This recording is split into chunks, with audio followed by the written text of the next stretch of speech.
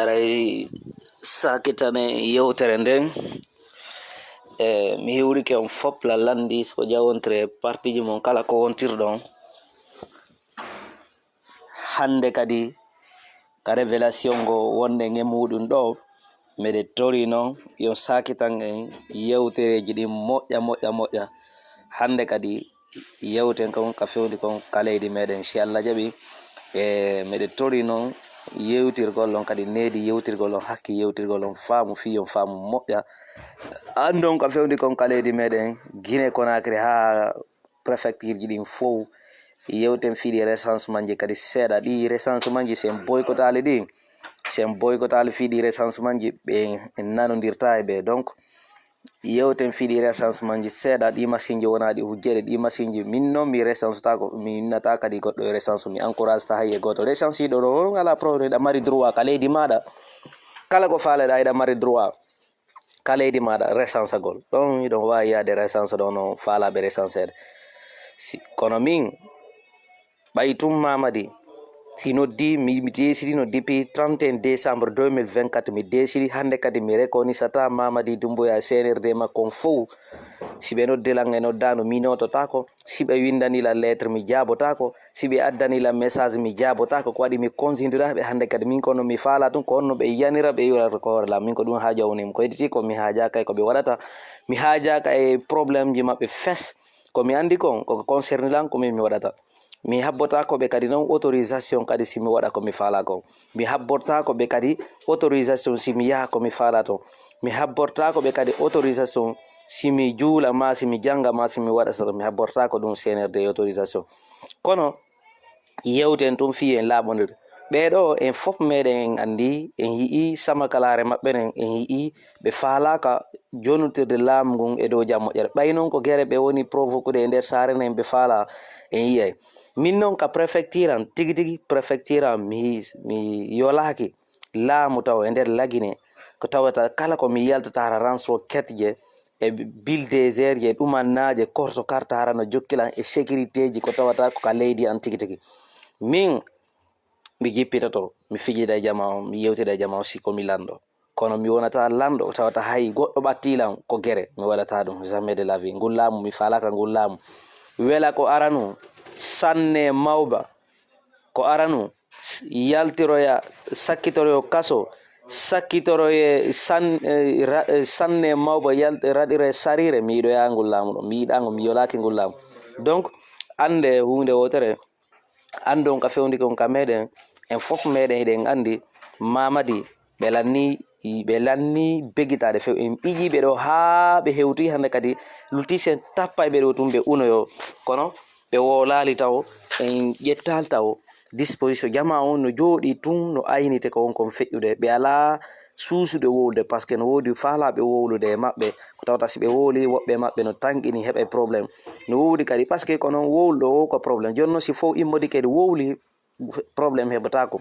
par ce que ɗon ko kamɓe rekkilata ɓe wonɓe noon ko gouvernement ɗo ɓe wonɓe ko CNRD ɗo fop ko ay ko CNT fop hayye goto ɓe ɗuuɗa ɓuuri population on goy ko seeɗaɓen himɓe seeɗaɓe jogiti leydi ɓe jooɗi e hoore leydi ɓe wadde kala ko ɓe faala ɓiɓɓe leydi lanni mayide heege ɗo noon mi wola e ɗo noon fiyo ɓe waɗi pause seeɗa yimamaya kanka ono feƴƴiri noon pay koye girdiji e ɗumanna otoje saltine garde corps ji waɗe wonon kaka leydi makko ni ɗo noon mi yetike on fof fi on fammo noon fulɓe on ɓen ka gouvernement on landanoma force vive on naɓino o naɓanino on demande fi on démission ono wonɓe ɓen fof ka CNT wonnoɓe e parti politique ji ɗin fof faalaɓe ardade parti politique ji ɗuma fof naɓanano lettre ji inna yo démission à partir de 31 décembre yo fof moɗum démission goto e moɗon démission iɗon darade to waɗon ko mouvement de réformateur onon ɗon mi ala haalande on hay fus e muɗum meɗe ko waɗi meɗe misani on meɗe andi kon to mi jooɗi on ɗi yewtereji an noon ɗi wonɗon découpude waɗon e nder page ji moɗon ɗin meɗe jooɗi meɗe aynite meɗe suti ko wonɗon ɗon hujjude aron maro meɗe jooɗi ɗon meɗe suuɗi meɗe habbi on ɗon ko wonɗon ɗon moɓude jawle jama on fof aron maro ɗon meɗe habbi on ɗon ko ɗon tigiri mi jooɗi konko miiji ɗon ɗon ɗi yewtereji mon ɗi wonɗon yewtere ɗi suite ji mon ɗi ko wonɗon moɓude ɗo fopp e muɗum maron o ganda meɗe humpiti fopp e muɗum ko newra kono mi yetike on mi wowlata mi ala wolirde ɗo noon kadi fi wolugol mi hula noon kadi découpé kala yewtereji mi yiiɗo goɗɗo addanila ɗo commentaire nane o yino o hande kadi découpation waɗa ɗo découpé waɗe kala ko fallo yewtereji ɗin ko waɗi meɗe andi mbeɗe andi ko honto mi habbi o mbeɗe andi ko honto mi misani o mbeɗe andi ko honto mi yaltinta o par ce que mi yeetike mi hulata CNRD fes mi hulata ko ɓe waɗata ko mi hulata kadi wowlugol kadi si ɓe bonni mi yeetoto jamanu ɓe bonni si ko ɓay tun kadi ko fenoɓe mi yeetoto jamanu kadi ko yimɓe fenoɓe donc ɗum noon mi woolay si ɗum noon kadi feƴi anden ɗo noon ɓay kanko Mamady en wii kanko on wii kanko o yarata hakkille ɗen ko hoore nden e tiinde nde woni o yarde en yewtay ɗo hannde probléme kanko mo mari dini e communauté international on kanko tawata noon cour suprême on hannde kadi ɓay ko kamɓe décidata ko wonko wadde kala guine ka nder cuuɗi ñaawirɗi ɗin fof communauté international waɗaniɗo ɓe lettre déjà inni si tawi on organise élection ji ɗum men auditani on premier porte si ɓe uditani ɓe ɗon premier porte fino si ɓe waɗi référendum on pardon ɓe inni ɓe uditanayi ɓe ɗon premier porte on ɗum premier porte mo ɓe woni uditan naade fi innugol ɗo haara hannde kadi kanko Mamady himo wawi présentade candidat ma himo wawi présentade candidat ko honno ɓe yaltirta ɗo ko tawta si ɓe yalti ɗo hiɓe andi déjà si ɗum ɗon feƴƴi mi andina en ɗo e nde ñande kanko Mamady ɓatakuru kanko nde o yewtuno ɗum kanko Usu Jiga fi koko feƴƴuno ɗo par ce que ɓe yewtuno wo ko délégation IFDG waɗi ha ɓe yimɓe wattiɓe teni rouge ɗo yalti nde ñande Bruxelles o attaque yimɓe jama maɓɓe yaltunoɓe ɓe on Usu falima o yaltuno par ce que o yaltuno ɓay hari manifestation lanni o arno o ari e retard ko iwno ɓen ko manifestation wattiɓe teni rouge ɓen ɓe fottuno e makko woɓɓe maɓɓe fottuno e makko ayi ɗum hay vitre o ton o yino ɓe lancuno he no Mamady hay vitre o ton ɓe lancuno ɓe giddanamo tawi oya chauffeur jon huɓɓini o ton yeehi moƴƴa ɗum ɗo noon mi yewtirali ɗum no fi yo ar o yedda few simo hiiɗi tawi na gonga kanko Usu Jiga yo ar o wina na gonga fes si ɗum no feƴi ande hunde wotere Mamady Doumbouya on yi mamaya kanka on ɗo no feƴƴiri noon pistoleji piiji karta woko ko makko ni ustade on woko ka makko ni mi yeti kan ko ene woni fuusude Mamady Doumbouya fiɗi o waɗu laamu par ce que mi yi to Usu Jiga kanko nde o yaltino ko chute réflexe oya chute oya o inni o kanko woni o kanko déjà ko faala koye Mamady présente ko ɗum noon waɗi ha ɓe empêchiri Dadis waɗi ha Dadis présentaki 2009 o candidat et pourtant ɓe inni ko fiyonu ɓe wonno organiser marche de soutien tan 28 septembre 2009 Dadis yaltano ko plateau o inni si tawi laamu ngu yehi koɓe kala koɓe faala si tawi population yiɗamo ko ɗum ɓuuri mo moƴƴande yo accitu laamu ngu par ce que mo andi kanko ko onno sakkitor noon Mamady ko onno yaltoyi haala fus o wolali imo deƴƴi mo jokki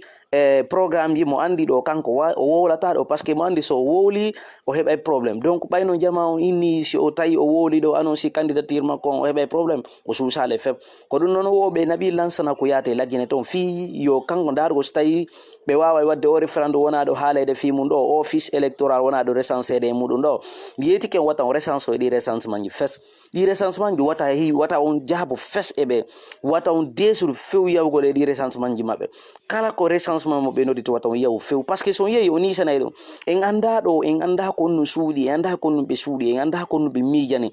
ɗi recensement na ɓe wi ko mi anda ko combien de millions de dollars waɗi ha ɓe addi office ɗumannajo ɗo office ɗo fi recence ɗo en yii nder aduna on ko ɓe on ko naɓirde joni ƴetten ɗo tu hunde wotere famen kanko Mamady Doumbouya ɓay tun o wi'i kanko porte parole e makko ɓe aru ɓe waɗa ɗi parti politique ji ɗo ɓe waɗa ɗi 10 ɓe suspenda goɗɗi ɗi suspendanoɗe 3 mois eɗon ande mo goɗɗum lan joni noon kanko konno révélation no kanko faala ko yo IFDG yanu o faalaka fes on parti politique immo mais o famali ɓe inni noon wo mo jokki ko jokka ɗum Allah imminay ko jokka ɗum kañum kadi par ce que en fof meɗen en andi si tawi yehi ha tawi buusi tawi gaɗi na ɗo ha mene men jippano na ɗo ha mene men ƴeñƴo wona ɗo han padre kanko waɗino kanko yewtere makko ne kanko o inni depuis 31 décembre kanko o reconnaissata CNRD o reconnaissata kadi kanko koɓe légitime koɓe illégal ha hande padre no jogiti ɗo o inni noon kanko parti makko on kanko padre o ala ɗon hande kadi kanko ɗuman o ala innugol waɗugol ɗuman ko kanko woni président parti on ha on maya o yeddade si o maayi mais en tant que himo wuri ko kanko on président de RPG arc-en-ciel Aliou Bale yi programme ji ɗin lewi ha janggo kankadi ko kanko on président du modèle donc IFDG kadi yo jogito ɗon wata ɓe sansude yoɓe jogito ɗon ɓay tum ɓe haldiɗi kamɓe e Sidia e padre jogitagol programme ji ɗi hara ɓe jippaki ka parti ji maɓɓe o yi Sidia waɗi congrès maɓɓe on kanko woni ɗuman yi konko waɗi congrès makko donc en fof meɗen immoɗen daroɗe dartoɗen ko IFDG woni waɗale congrès maɓɓe fi honno waɗi IFDG hari waɗale congrès maɓɓe ɗum fof en yewte ɗo noon o tawta noon kanko noon ala gisellu ɓe wiino kamɓe kadi ɓe reconnaissata à partir de 31 décembre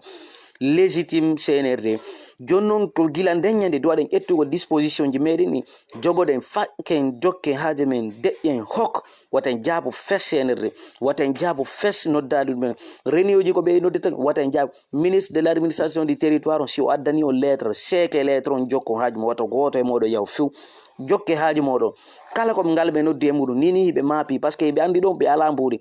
ɓe jooɗi ɓe wadde kala ko ɓe faala ɓe sikkiɗo hannde kadi ɓayi ɓe jogiti leydi ɓe annda mbuuli lanni e nder leydi ni mbuuli kes lanni yerani on juuɗe fof moƴƴo en yii ko on ko waɗede e nder leydi si ɓe windani on lettre seeke lettre on wata goto e moɗon yaw jokke haaji mo wata goto yaw noddaluɗi maɓɓe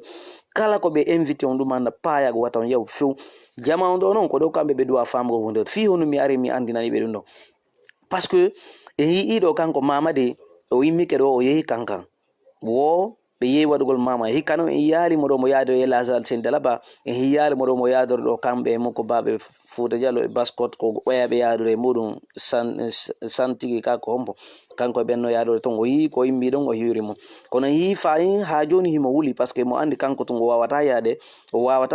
jooɗo ko hoore jullere ɗo ko hoore stade ɗo tawata ɗuman ko wela eno lando ko yimɓe pompe gaz nder ɗo jama fof sako wona ko stade on zéro koɗe wayiri noon par ce que kamɓe ɓe pompe gaz on e maɓɓe ɗo kamɓe kadi yoɓe pompe ɓe duwano pompude gaz e maɓɓe jama lagine on famali par ce que mi yiide o jama ɓeɗo ɓe hay e goto sutinani o wi sukaɓe no yalta pay koye togoso eno immoɗo yaha e ɗi mamayaji on famali woni juldere wona juldere watta goto yaw investiture Mamady Doumbouya watta goto yaw payaguji maɓɓe kala ko waɗi e leydi watta goto yaw mbeɗe tori noon Allah hawrini e saba mais o fiche électoral o pardon ɓay tun en ala fiche électoral en ala code man fous e muɗum en ala e nder leydi ni ɓe walde ɗo fiiɗi recensement ji mi nata yo yaw recensement kono ɓay tun on yeehi onon ɓe recensiɓe ɗo on jooɗike miito hay yimɓe buy makko baɓe recensiɓe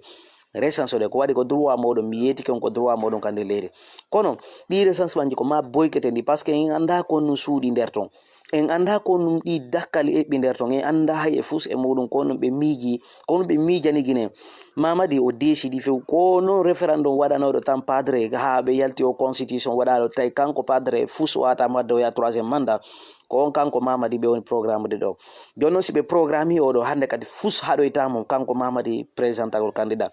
donc ko ɗum mi mari komi yewta jama on si ɗum noon feƴi ande hunde wotere Mamady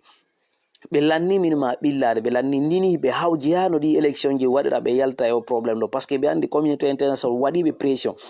pression noon mo communauté international o waɗani ɓe on kamɓe hiɓe andi ɗum noon déjà ɓe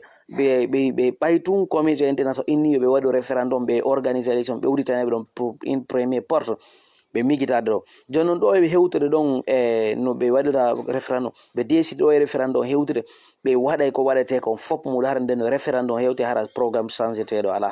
donc haray ko ɗum ɓe ɗumanno kono yeete Mamady onon wawɓe yetade Mamady yo accu ko woni wadde ɗo o organise élection ji o junita laamu si wona ɗum probléme on ɗo arde noon ko ɓe inni reste mobilisé pour le grand combat kamɓe noon ɓay noon ɓe wii ɗum en jooɗoto heɗoɗen ɓe ɗo e yisidiya noon ɓay kanko mo décide ha joni mo jogiti ɗon kanko goto wawata wonde président yore parti makko on jogita ɗe ɗon Alpha Condé la même chose o inni kanko goto wonata président yore parti makko on jogita ɗe ɗon few IFDC kadi yo jogita ɗon wata goto wonu président ko hoore parti maɓɓe kamɓe yoɓe jogita ɗon kamɓe kadi yoɓe jogita ɗon fes wata ɓe change si ɓe addanama hay lettre watta ɓe jaabo lettre ji fo yo élection ji ɗi yo congrès maɓɓe yoɓe concentré no congrès par ce que ɗi lettre ji ɓe woni addata ko wi'ugol ɓe kamɓe Ousmane Gawal ko foke o réintégré ko parti par ce que yi sukaɓe ɓen ɓe yaltiɓe inni o si tawi ɓe réintégré ali Ousmane Gawal o yehi congrès on o si Ousmane Gawal ɓawa o wawal yaade congrès on donc haray guerre waɗay toon noon haray ɓe andi kamɓe ɓe adday toon militaire ɓe adday toon ɗumannaɓe ko ara waɗa guerre nder toon ha ɓe suspende parti on ɓe fama parti o wataka suspendede hande kadi min muñiko ko min muñoto kon parti o suspendetake fes donc si tawi ko ɗum ɓe wuli ɓe innayi ɓe waɗa guerre yoɓe waɗu guerre kala guerre ko ɓe waɗi toon yoɓe waɗu on semaine ɓe anday ko fewndi ko mais kala guerre mo ɓe waɗi Conakry kala mo ɓe waɗi fi tum suspendugol o parti par ce que mbiɗa andi ko géopolitique ɓe on jouire ɗo par ce que onon géopolitique mo ɓe on jouire ɗo ɓe famali goto e maɓɓe andi wolanino men déjà min wolanama o géopolitique ɓe woni juuɗe ɗo fi tun yoɓe aro kamɓe kadi ɓe waɗa congrès ma ɓe ara ɓe inna ɓe jiiɓa fiyo congrès wonaɗo waɗe le 6 juillet fiyo parti o suspende mayi ko ɗon mi habbiɓe ko ɗon noon mi misani seraga on e kamɓe militant ɓe seraga ɓe fof ha monsieur Paty Diallo ɓe fop maɓɓe kamɓe o ɓe ka seraga mi ala haalande ɓe fof muɗum ko ɗon mi habbiɓe aray noon mi torike ɗo kadi e jama on fof wawɓe wakkilade ɓen wawɓe ɓen yewtude gonga yoɓe immo wata goto hulu fop yo immudo o saha ɗo du waɗen immade wakkiloɗen sina ɗum haray ko yaltoy to o haray jama on ko inne tun wonama surprise woten jaɓu fu ɓe uritana en dambude hara ko en yaw hirnoɗen no fino ɓe heɓira ko ɓe faala ko wata en jaɓu few welsinare sita andiɗa mari gaño naya welsido e makko donc immoɗen wata en welsido hay e goto wata welsido so tawiɗa jippirde goɗɗo wata welsido mo par ce que sa welsindike bo o warete donc tawi welsido jemma ñalawma tawi welsido immoɗen daroɗen dartoɗen anden wawi ko ɗum fewni ka leydi meɗen